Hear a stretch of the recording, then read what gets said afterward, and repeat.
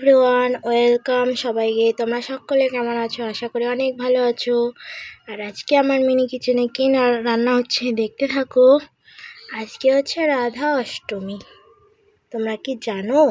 প্রথমেই আমি আমার হাঁড়িটাতে নাওয়া দিয়ে নিচ্ছি, মাটি দিয়ে সম্পূর্ণটা মুছে নেব। দেখো হয়ে গেছে। তাহলে হাঁড়িটা মাজার সময় কালিটা তাড়াতাড়ি উঠবে। এবার বসিয়ে দেবো, হাঁড়িটা বসিয়ে দেবো।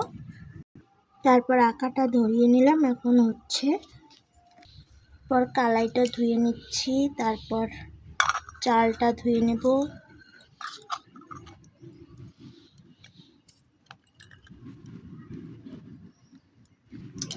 তারপর হাঁড়ির মধ্যে একটু তেল দিয়ে দিচ্ছি। তারপর দেখো কেটে রাখা শুকনো লঙ্কা, মরিচ, তেজপাতা দিয়ে দিলাম। তারপর দেব এলাচ, গোলমরিচ। তারপর ঘাটাঘাটি করছি।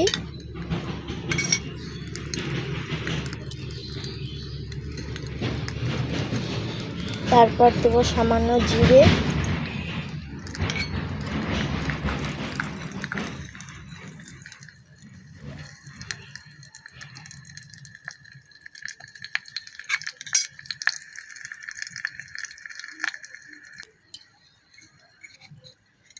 কালাইটা দিয়ে দিচ্ছি।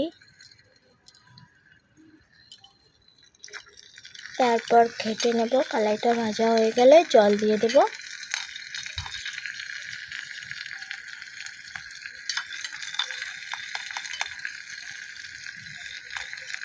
সামান্য লাল লাল হয়ে আসবে, তারপর জলটা দিয়ে দেব।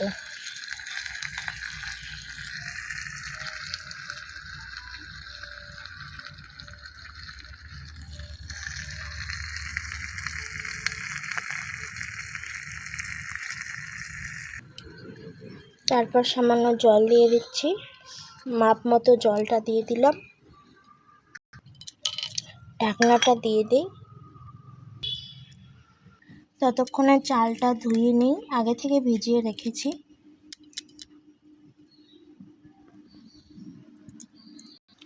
কালাইটা সিদ্ধ হয়ে আসলে বাকি সব কিছু দিয়ে দেবো। কালাই আমার সিদ্ধ হয়ে গেছে। দেখো আমি যে কেটে রেখেছি আলু, পেঁপে, এটা দিয়ে দেবো।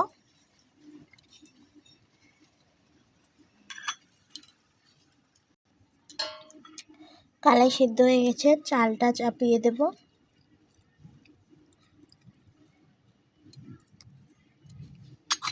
একটু ঘেটে দেই।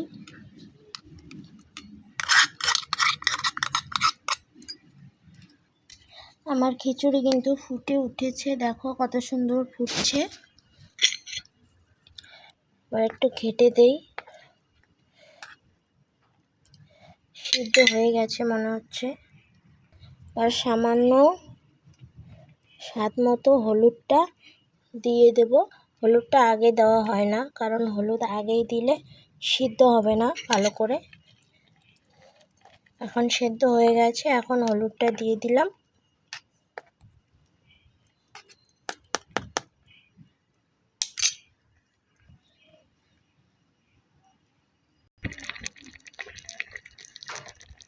খিচুড়ি কিন্তু রেডি।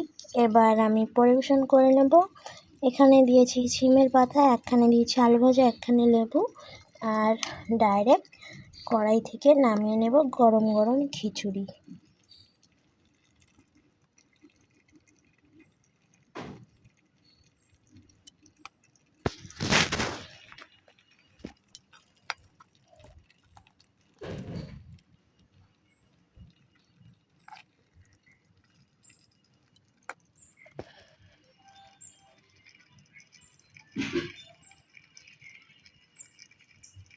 কেমন হয়েছে তোমরা অবশ্যই বলো কমেন্টে।